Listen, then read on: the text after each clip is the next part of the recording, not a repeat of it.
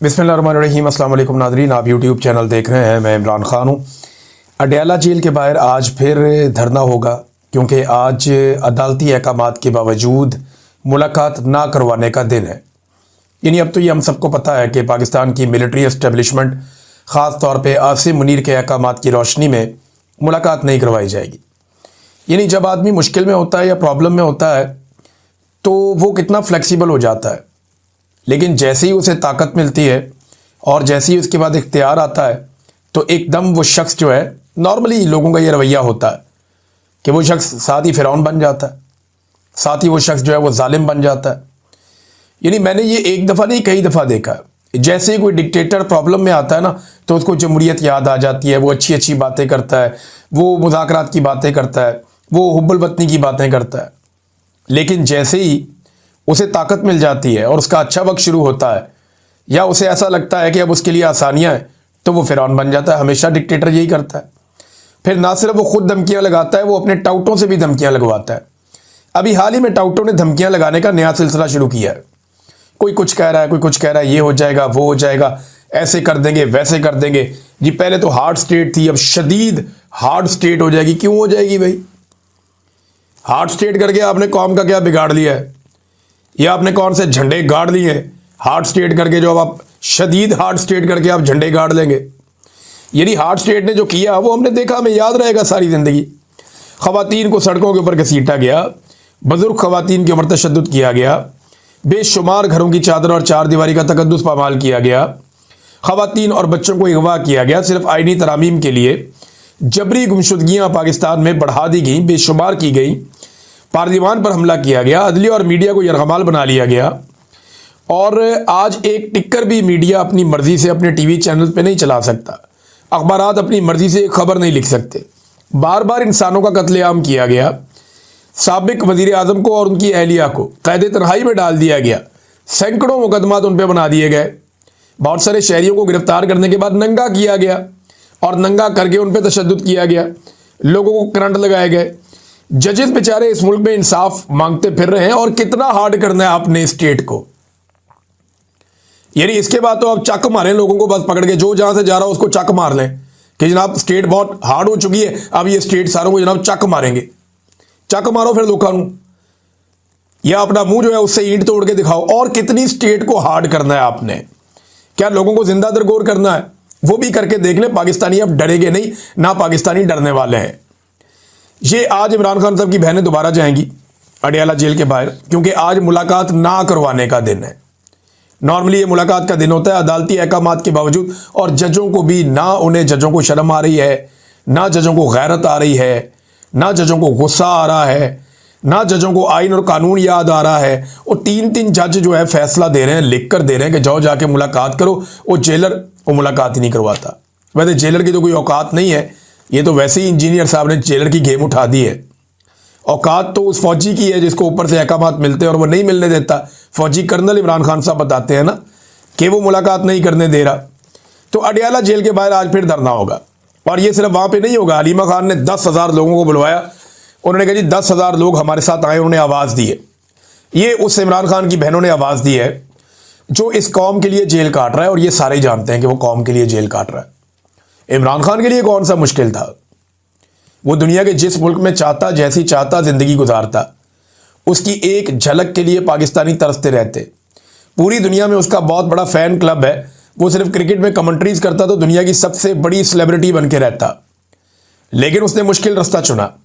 वो अपने लोगों के लिए जेल में चला गया और जेल में जाने के बाद वो तकालीफ बर्दाश्त कर रहा है। आज वो शख्स जो कौम के लिए मार खा रहा है, उसकी बहनों ने कौम को आवाज़ दी है कि 10,000 बंदे आओ।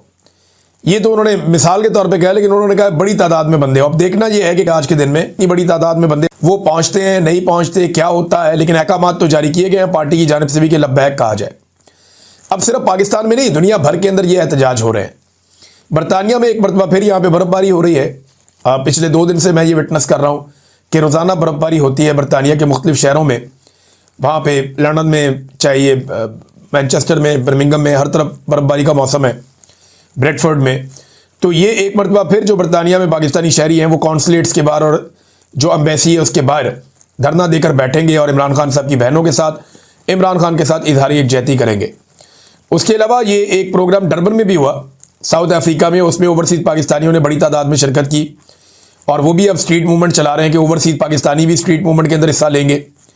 जबकि फ्रैंकफर्ट में, ये जर्मनी का शहर है, मैं यहाँ पे गया भी था, हमने यहाँ पे एक प्रोग्राम भी किया था, बड़े एनर्जेटिक लोग हैं। तो वहाँ पे जो पाकिस्तानी शहरी हैं वो भी इकट्ठे होकर जर्मनी में जो पाकिस्तान की कौंसलेट है उसके बाहर फ्रैंकफर्ट में एहतजाज करने के लिए जा रहे हैं। तो ये जनाब आज के जो प्लान्ड एहतजाज हैं वो ये हैं सारे के सारे। अब नाज़रीन, वज़ीर आला खैबर पख्तूनख्वा का जो दौरा होने जा रहा है सिंध का, उसके हवाले से भी कुछ डाटा आ गया है। ये दौरा किस नौइयत का है मैं आपको बता देता हूँ। ये 9 जनवरी को शुरू होगा, 4 दिन का दौरा है। 9 जनवरी को सुबह 9 बजे वाली फ़्लाइट है और इस्लामाबाद से कराची जाएंगे और ये 9 बजे से 11 बजे 2 घंटे की फ़्लाइट होती है। 12 बजे से 3 बजे तक इंसाफ हाउस में उनकी मुलाकातें हैं। 3:15 बजे जो है वो उसके बाद FPCCI से मुलाकात, फिर 4:30 बजे मीट दी प्रेस, कराची प्रेस क्लब जाएंगे। प्रेस के जितने भी सहाफ़ी हैं उनसे वो मुलाकातें करेंगे। उम्मीद करता हूँ कि जो लाहौर में अजीबोगरीब किस्म के लोगों को सहाफ़ियों के भेस में भेज कर बदतमीज़ी करवाई गई, कराची के जो जर्नलिस्ट हैं वो बड़े सीनियर, बड़े अच्छे जर्नलिस्ट हैं, वो इस बात का ख्याल रखेंगे। दूसरा, 5:45 बजे एक और इवेंट है ज़िला साउथ स्ट्रीट मूवमेंट का। फिर 7:30 बजे ज़िला कोरंगी में जाएंगे, वहाँ पे स्ट्रीट मूवमेंट है। फिर कैदियों से मुलाकात करेंगे रात को और फिर ज़िला मलीर के अंदर स्ट्रीट मूवमेंट है।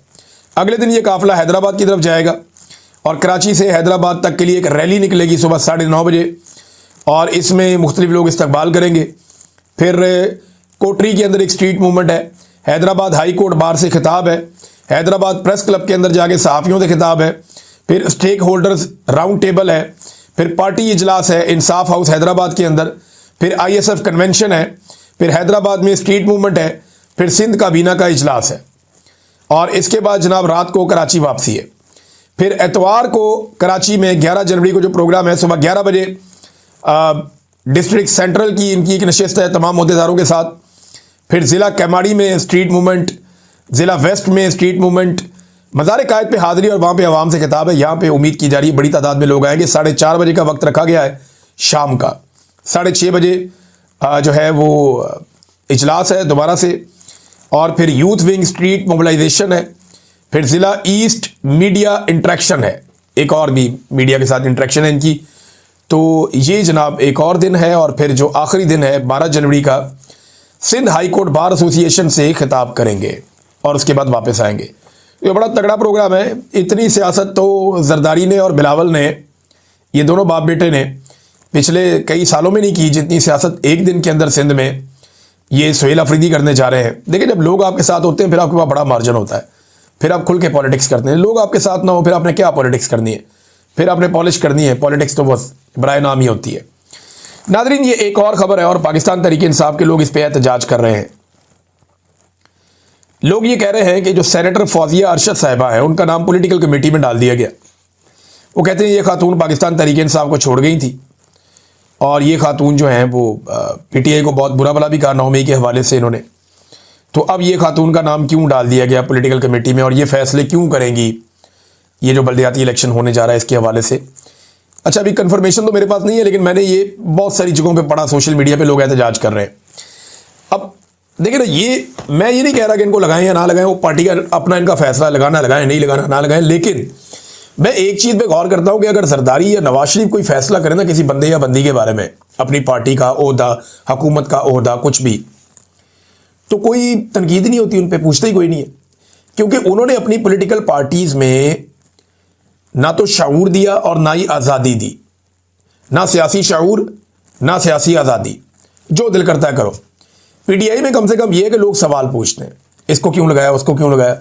PTI के लोग उस्मान बुज़दार पे तनकीद करते रहे और खुलकर करते रहे और बहुत देर तक करते रहे और इमरान खान साहब को बड़ी मुखालफत का सामना करना पड़ा उस्मान बुज़दार वाले फैसले पे, गंडापुर वाले फैसले पे। हालांकि गंडापुर का फैसला बहुत अच्छा था, लेकिन गंडापुर साहब कॉम्प्रोमाइज़ हो गए या उन्होंने एक नया तरीका सोच लिया कि मैं ये वाले तरीके से करूँगा, चीज़ें तो ठीक हो जाएगी। इमरान खान साहब के बजाय उन्होंने सोचा कि वो ज़्यादा बेहतर सोच सकते हैं, ज़्यादा अच्छे आइडियाज़ हैं उनके पास। वो इमरान खान को समझना शुरू हो गए थे कि शायद इमरान खान की सोच में कोई कमी है और मैं इमरान खान को खुद बाहर निकालूंगा, तो वो हो नहीं पाया। उनसे हो नहीं पाया। उसके बाद लोगों ने जो उनके साथ किया वो सबने देखा। तो बहरहाल ये अब सेनेटर फौजिया अरशद साहिबा जो है, इनके हवाले से पीटीआई के लोग जो हैं वो बुरा मना रहे थे कि ये नहीं होना चाहिए। और इसके बाद नादरीन मैं आपको एक चीज़ और बताता हूँ। लेकिन इमरान खान को इन्होंने मार मार के वो बना दिया जो कोई भी लीडर आज तक नहीं बन सका। लम्स के एक तारीखदान हैं उस्मान काज़मी साहब, वो ये लिखते हैं कि पाकिस्तान में जो मॉरल सॉवरन थे ना पहले, वो पाकिस्तान के इदारे थे।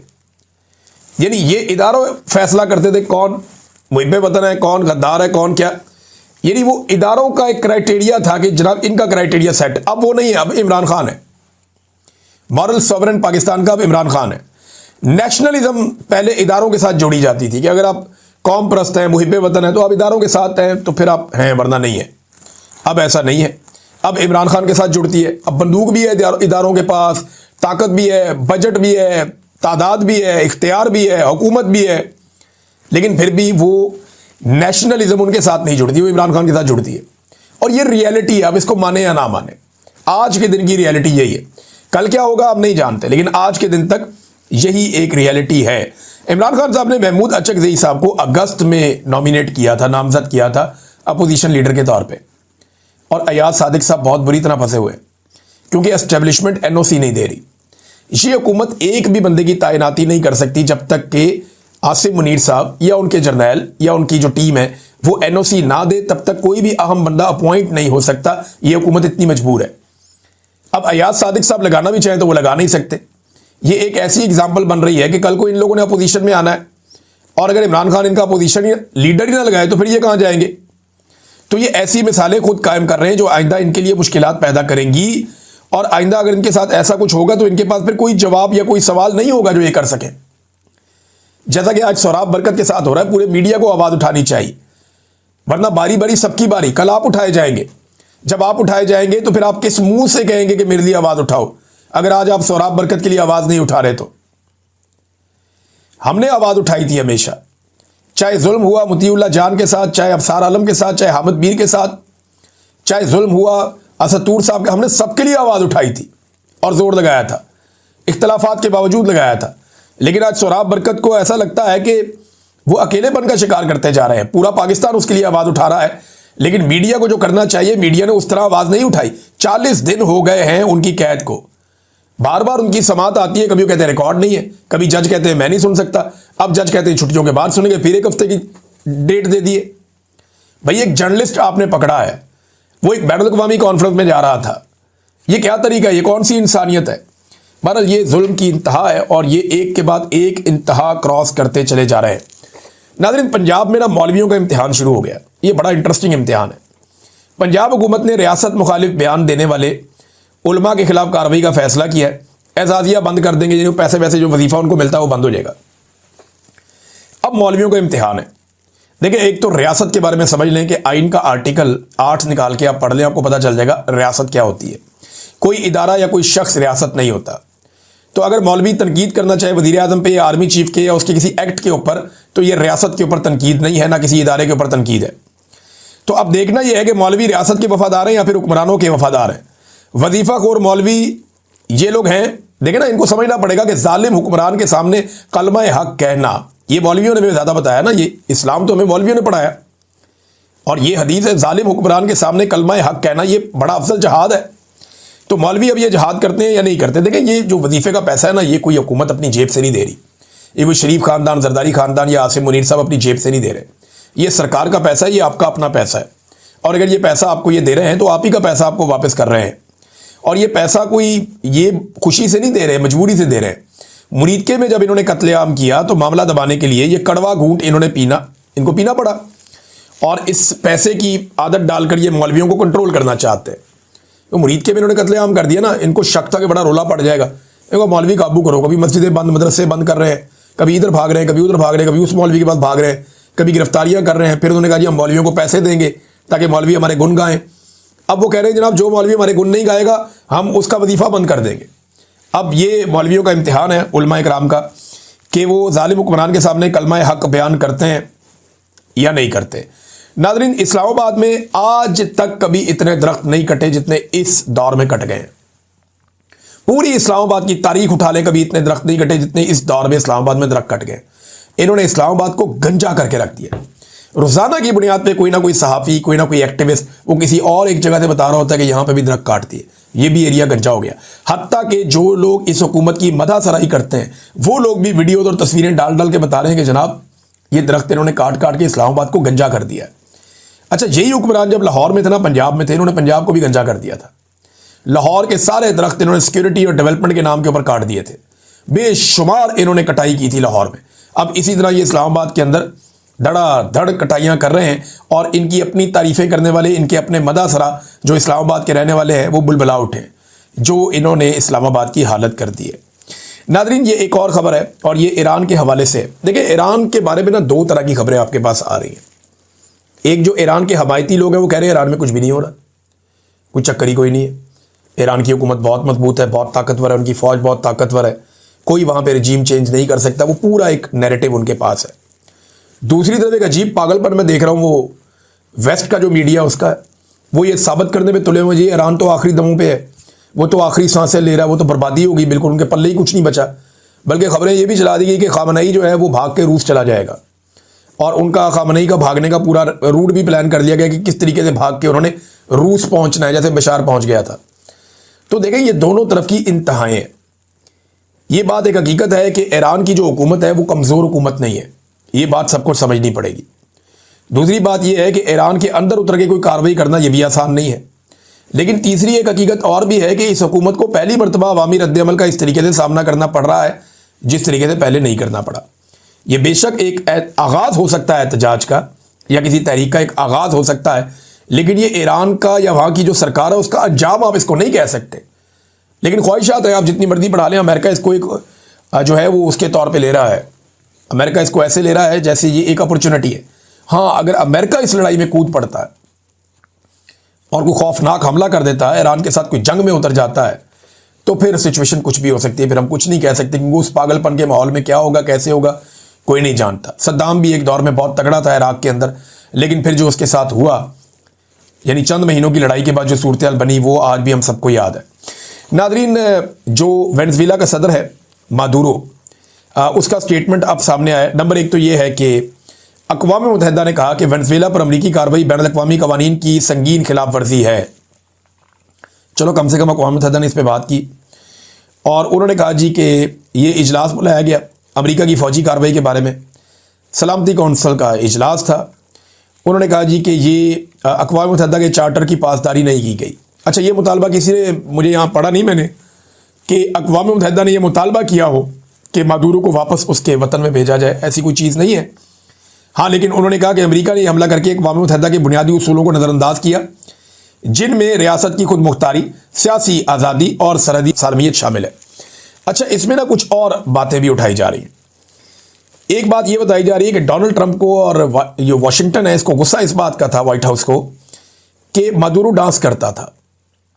मादुरो कुछ गाना था एक, जिसमें वो no war peace peace yes peace, no to war yes to peace, कि जनाब अमन होना चाहिए, जंग नहीं होनी चाहिए, इस किस्म के। तो मादुरो भी डांस करता था, उसकी वाइफ भी डांस करती थी और वो तंज करते थे डोनाल्ड ट्रंप की धमकियों और वार्निंग्स के बावजूद। अब वो डोनाल्ड ट्रंप बार बार, और कह रहे इस गुस्से के अंदर आके ये अमेरिका ने सख्त कदम उठाया और ये एक वजह बन गई। ये बैनुल अक़वामी मीडिया के अंदर ये रिपोर्ट हुआ है कि जनाब ये जो कुछ भी किया और मादुरो ने जो डांस किया, नो वार यस पीस, ये नगमा था, इसके ऊपर मुक्के लहराते हुए रक्स करते, इनकी एहलिया भी इनका साथ देती। तो वो ये कहते हैं कि इस किस्म की हरकतों से गुस्सा आया। देखिए, अगर ऐसी हरकत किम जोंग उन करे, जो शुमाली कोरिया का सदर है, तो क्या उसको उठा सकता है कोई? फर्ज करें यही हरकत अगर प्यूटन करे तो चिढ़ा तो वो भी रहा होगा, तो क्या उसको कोई उठा सकता है? यही हरकत अगर कोई और मुल्क कर दे, ताकतवर मुल्क कर दे, तो उसको उठाना बहुत मुश्किल हो जाएगा। वहाँ पे वो नहीं, देखिए गुस्सा हमेशा मारे ही आंदा है। जो कमज़ोर होता है ना, वो उसको दबाने का मज़ा ही और होता है, उसके ऊपर गुस्सा आ जाता है। यही बात मैंने अपने वीलॉग के शुरू में की थी कि आसिम मुनीर साहब का गुस्सा बहुत कंट्रोल था जब तक कि उन्हें एक्सटेंशन नहीं मिली थी। जैसे ही उन्हें एक्सटेंशन मिली, आप देखें DGISPR ने आके कुत्ता भी कह दिया, कैसे टका के उन्होंने लड़ाई की है और उनके मुंह से झाग निकल रही थी गुस्से में। ये गुस्सा एक हफ्ता पहले तक, 2 हफ्ते पहले तक नहीं था। जब एक्सटेंशन मिल गई तो एकदम ताकत आ गई ना। तो कमज़ोर के ऊपर गुस्सा वैसे ही बहुत आता है ताकतवरों को। तो अक़वाम मुत्तहिदा का स्टेटमेंट भी आ गया, उसके बेटे का स्टेटमेंट भी आया मादुरो के। मादुरो का जो बेटा है, मादुरो ने तो अदालत में खड़े होकर कहा कि जनाब मैं इस फर्द जुर्म को नहीं मानता। साफ कहा मादुरो ने, मुझे अगवा किया गया है, मैं अब भी वेनेजुएला का सदर हूँ। मादुरो अमरीकी अदालत के अंदर आकर खड़ा हो गया और वहाँ पे आके उसने कहा कि इल्ज़ामात मैं तस्लीम नहीं करता, मुझे अगवा करके लाया गया, मैं सदर हूँ एक मुल्क का। और ये जो तस्वीर आई उसको लेकर आने की अदालत में हेलीकॉप्टर के ज़रिए लाया गया, फिर उसको और उसकी वाइफ को उतार के अदालत के अंदर पेश किया गया। अदालत ने लंबी तारीख दी है ताकि कोई रोला शोला आए तो मुक जाए। 17 मार्च को दोबारा तलब किया है, यानी लगभग 2.25 महीने के बाद अब दोबारा पेशी होगी, 2.5 महीने के बाद। तब तक काफ़ी पुलों के नीचे से पानी निकल गया होगा। तो जनाब ये मादुरो का स्टेटमेंट है, उसके बेटे ने भी एक स्टेटमेंट दिया मादुरो के। और मादुरो के जो बेटे का स्टेटमेंट है उसने अपनी पार्लियामेंट में खड़े होकर, असेंबली में, नेशनल असेंबली जो उनकी है, वहाँ पे खड़े होकर कहा कि पापा आपने हम सबको मजबूत बनाया है, जब तक आप वापस ना आए हम अपना फ़र्ज़ निभा रहे हैं, पापा वेनेजुएला महफूज हाथों में है। ये निकोलस मादुरो के बेटे ने ये खिताब की है, चंगे महफूज हाथों में है, पापा कोई चुप के ले गए अगले। यानी ये ना इक़्तिदार और हराम का पैसा जो है ना, क्या बेड़ा गर्क करता है। वो बेटा जो है उसके बाप को उठा के ले गए और वो कह रहे हैं जी महफूज हाथों में। वो मुल्क का सबसे बड़ा आदमी, the first man of the country और फर्स्ट लेडी, वो दोनों को चुप के ले गए अमेरिकन। और वो कह रहा है कि पापा बेफिक्र हो जाएं, आपने हमें मजबूत बनाया, खुद आप चुके गए हैं, मुल्क महफूज हाथों में है, हालांकि आपको उठाकर ले गए जो सबसे महफूज आदमी था। तो ये जनाब इस किस्म के लतीफ़े जो है वो इस किस्म की हरकतें और ऐसी चीज़ों के बाद होता रहता है। बहरहाल ये अब तक की जो सिचुएशन है मैंने आपके सामने रख दी, और बाकी जो तस्वीरें उसकी बहुत वायरल हो रही हैं। और ट्रंप ने एक और भी दावा किया है कि मादुरो की गिरफ्तारी के बाद अमरीकी मुदाखलत के बगैर ही क्यूबा की हुकूमत गिर जाएगी, क्योंकि वेनेजुएला जो है ना क्यूबा का खर्चा उठाता था, पैसा वैसा वो लगाते थे और क्यूबा सिक्योरिटी के अंदर उनकी मदद करता था। बहरहाल अब वो कह रहे हैं जी ना होगा बांस तो ना बजेगी बांसुरी।